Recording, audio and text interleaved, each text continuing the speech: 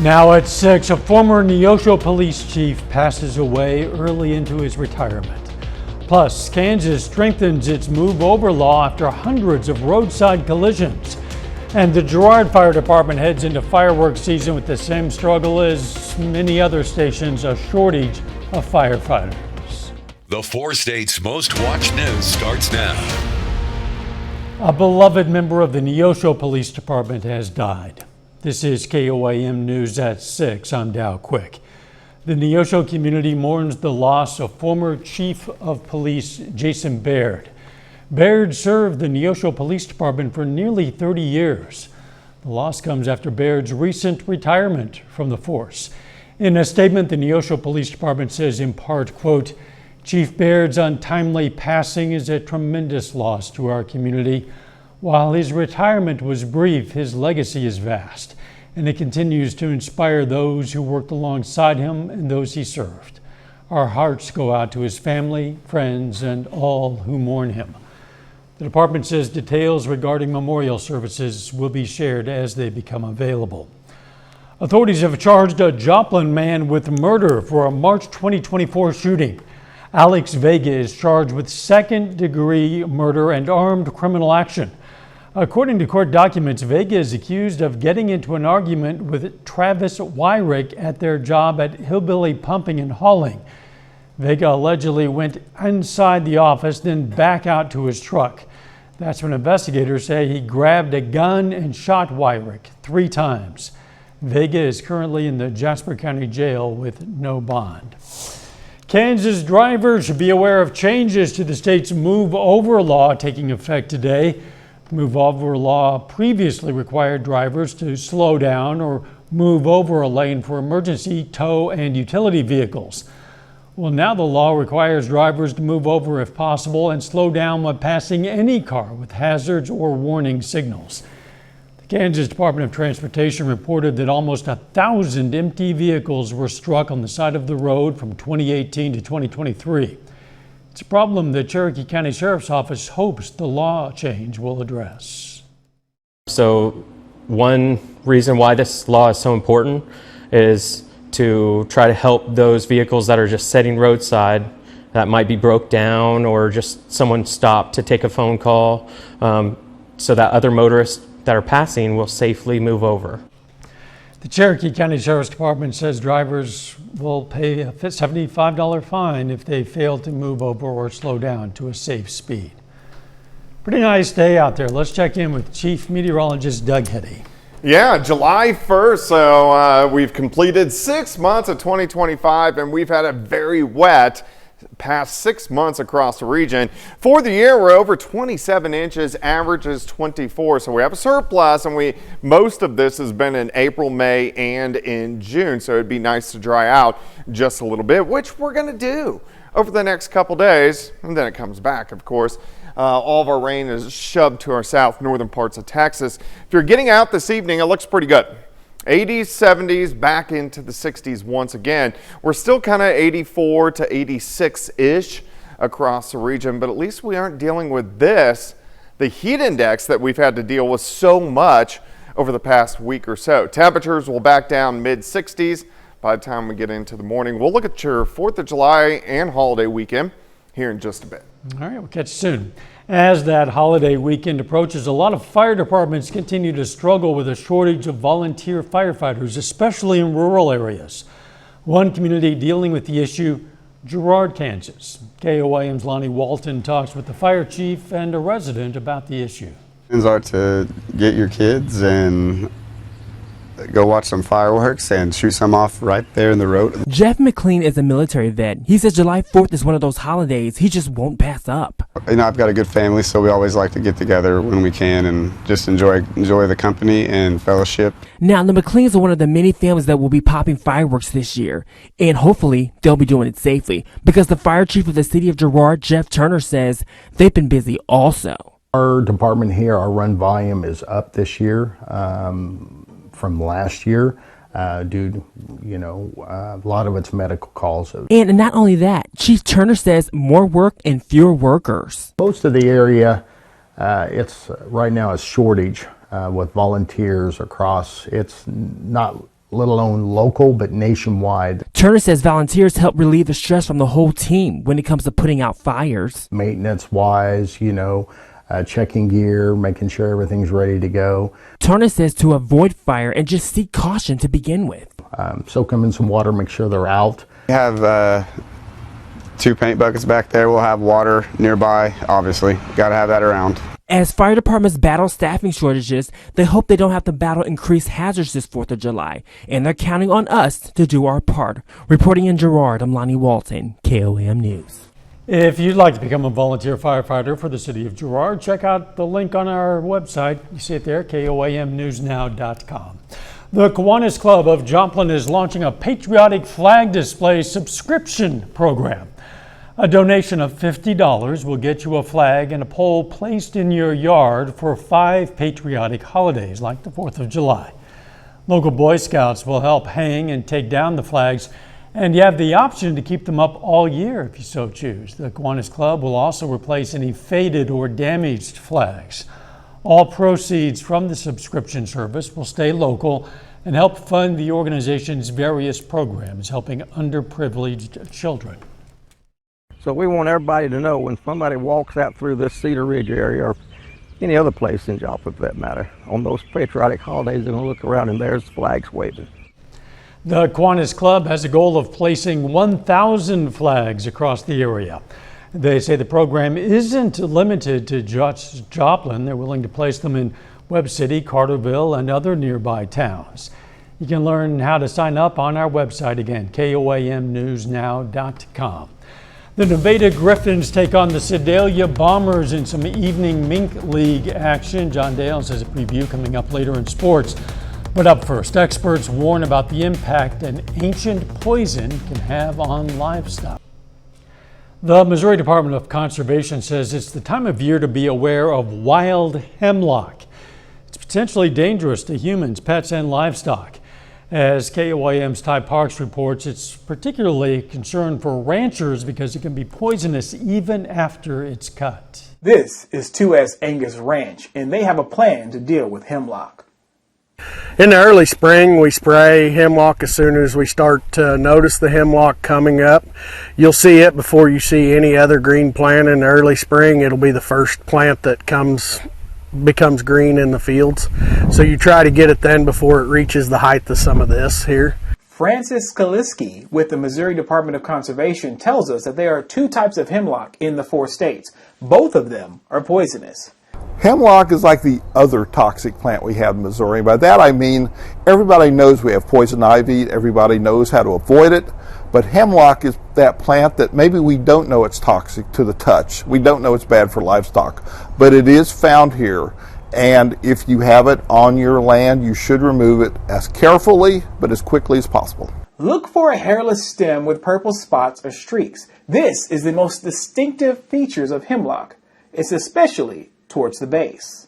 Poison hemlock is toxic, and the reaction it has on you is based on your personal physiological makeup. People are not going to eat hemlock, but they can get it on their skin and it can cause some severe rashes. It's the fatality of it usually comes into play with livestock, because if livestock eat it, it can cause them severe damage, perhaps kill them. So, like I said, people aren't going to be eating hemlock, but it can give them very severe skin rashes. So that's a concern. And when you put that on top of the fact that they might not know it's poisonous. Here tells us that each farmhand they hire will get a quick lesson on how to handle the plant.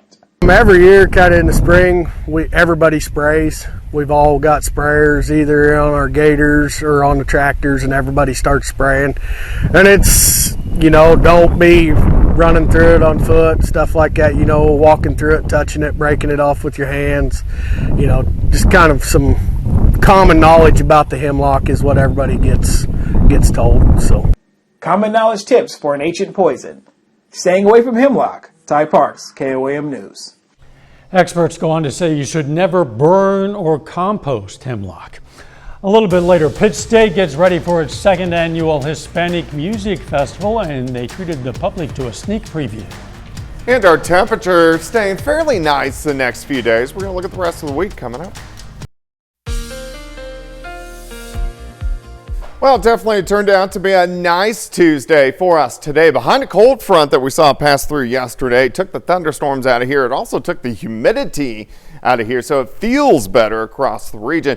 We do have some mid and upper level clouds kind of streaming through, but we're going to stay dry if you are going to be out and about through the evening hours. Let me take you through time. We're going to walk through the rest of this week with our temperatures slowly warming up. Also, we're going to reintroduce some rain chances. We're going to look at your holiday, go into your holiday weekend as well. Mid-60s, we'll hit that dew point once again during the morning, so that means dewy outside. So a wet start, not rain, dew. Lower 80s by noon. I think most of us 86, 87, 88 degrees. We'll still have partly cloudy skies on your Wednesday afternoon. Let's go into Thursday morning. We're going to stop at about 7 a.m.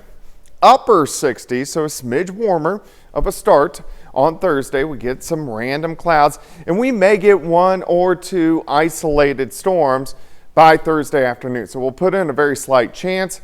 Temperatures mainly into the upper 80s. As we go into Thursday night and then into Friday morning, a more mild start, lower 70s to kick off the 4th of July. 67 in the morning, 83 by noon. High temp on your Wednesday, 87 degrees. Let's go into your 4th of July, and then we're going to break it down. It's going to be hot. Could be a lot worse. 86 by noon, 90 by 5, 78 by fireworks time. And again, a random pop-up storm. Most of you should be dry on the 4th of July. So let's look at it. Here's 3 p.m. Better chances to get a few isolated thunderstorms will be into our western counties. Let's go into Friday evening. So here's about fireworks. Again, it wouldn't be a rain out if we saw a storm or two. It wouldn't last long. We could get a batch of thunderstorms trying to work in late Friday night into Saturday morning, and then pop up ones once again Saturday afternoon. I know a lot of people hit the lakes, extended holiday weekend, but we are going to be dodging storms, especially as we get into Sunday and Monday. It looks like another complex Saturday night into Sunday morning. Let's go into Sunday afternoon. Hit and miss storms. Temperatures consistent near 90 degrees. In fact, a front kind of drapes in and stalls on top of us, and it puts us into that same pattern that we have been in. You know, temperatures not too bad, but hit and miss storms just about each and every day. 90 on Saturday, 89 on Sunday. Those isolated storms, if we look outside right now, looks pretty good. Here's a nice shot of our Cornell Arts and Entertainment Complex, looking at downtown Joplin through the evening. 80s, 70s, eventually into the mid 60s. But we're sitting kind of 84 to about 86 out there for us right now. The humidity is way better. Look at our dew points, mainly 60 to lower 60s. So that makes it feel kind of not bad to sticky, but again, better than what we have seen. So we don't really have much of a heat index, which is a great news. All right, so for your Wednesday, let's go 87, 89 on Thursday, 90 Friday, 90 Saturday. But we hang near 90 all the way through the holiday weekend into next week, the first full week of July. But kind of back into that same pattern, hit and miss storms, at least chances somewhere every day. And those temps for the first week of July, not bad. Yeah, it looks pretty good really all summer long. Wow, that sounds great. Thanks, Doug. 4th of July festivities are heating up, weather aside, up as we get closer to the holiday. This is a live look from one such event, Girard's Liberty and Lights Fireworks celebration. The event started just a few minutes ago, runs until 10. If you're looking for some family fun, there's food trucks and live music and craft vendors, and of course, later a fireworks show you don't want to miss. Grab some lawn chairs, head out to the Crawford County Fairgrounds for some red, white, and blue festivities. Still ahead, the Joplin Outlaws look to bolster their position in first place of the Mid-America League, and the Oklahoma City Thunder come to an agreement on a record-breaking contract extension for their star player. John Dales has those stories and more up next in sports. The Joplin Outlaws are back in action this evening at Joe Becker Stadium. On the heels of a series victory over the Abilene Flying Bison this weekend, the Outlaws now play host to the Sherman Shadowcats for the next 3 days. Entering play tonight, the Outlaws stand alone in first place in the Mid-America League. They've got a 2.5 game lead over Abilene, who's in second, and are 3.5 games in front of the Shadowcats. They're in third. This series is your last chance to catch the Outlaws in Joplin for at least a couple of weeks. First pitch is at 7:05. We'll bring you highlights tonight at 9 and 10. Meanwhile, over in the Mink League, the Nevada Griffins are on the road, and they're just hoping to stop the proverbial bleeding. After winning 3 of their first 4 games of the season, Nevada has just really struggled in the past few weeks. Coming into tonight with a 6-game losing skid, they face the Sedalia Bombers. That one gets started at 7. In Major League Baseball, the Cardinals and Royals both continue their respective road trips tonight. Redbirds face the Pirates once again. They're hoping to bounce back from yesterday's 7-0 loss. In that contest, Pittsburgh starting pitcher Andrew Haney took a no-hitter into the 6th inning. That put an end to a very up-and-down month of June for St. Louis, in which it went 14 and 13. That included a 6-game losing streak as well as a 5-game winning streak. Tonight's game just got started at 5:40. They're scoreless in the 3rd. 23-year-old phenom Paul Skeens starts on the mound for the Pirates. Royals are still in Seattle in June. Well, it's been much harsher to them than it has to the Cardinals. Kansas City posted an 8-18 record for the month. That has it 7 games below 500 entering this evening. Last night was more of the same for the Royals. They scored the first run of the game before allowing 6 unanswered from Seattle. Tonight's contest starts at 8:40. Finishing up with pro basketball, the NBA has been chock full of major trades and roster changes over the past several days. And fresh off winning the NBA Finals last month, the Oklahoma City Thunder lock up their top player for the foreseeable future. According to ESPN, Shai Gilgeous-Alexander and the Thunder agreed today on a 4-year, $285 million Supermax contract extension, which runs through the 2030-31 season. This will reportedly give the Finals MVP the richest annual salary for a player in league history. SGA is already under contract through the 26-27 season, so it'll be 2 years before this extension kicks in. Under his current deal, Gilgeous-Alexander has an annual salary of just over $38 million a year. This extension is set to just about double that, beginning at $63 million and rising to a whopping $78 million in the final year of that deal. That's 2031. While leading the Thunder to a championship, Gilgeous-Alexander became just the 11th player in the history of the league to win regular season MVP and Finals MVP in the same year. That's it for sports. We're back after this.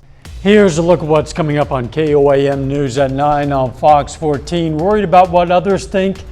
There's a name for that fear. Learn what FOPO means and why it's so common. Plus, nearly 2 million student loan borrowers face wage garnishment starting this month. Those stories, a lot more tonight. KOAM News at 9 on Fox 14. Pitt State invited the public out to learn about the upcoming Hispanic Music Festival. The university says the festival has grown with 9 total concerts, 5 locations, including the Bicknell Family Center for the Arts and Memorial Hall. You'll be hearing more about that in the weeks ahead as that festival approaches. The weather, Doug. Yeah, upper 80s for the next couple days. Humidity not that bad. It's going to start to creep back up, especially heading into the 4th with thunderstorm chances increasing again. Thanks for joining us. We're going to see you right back here for KOAM News at 10. Let's make it a great evening.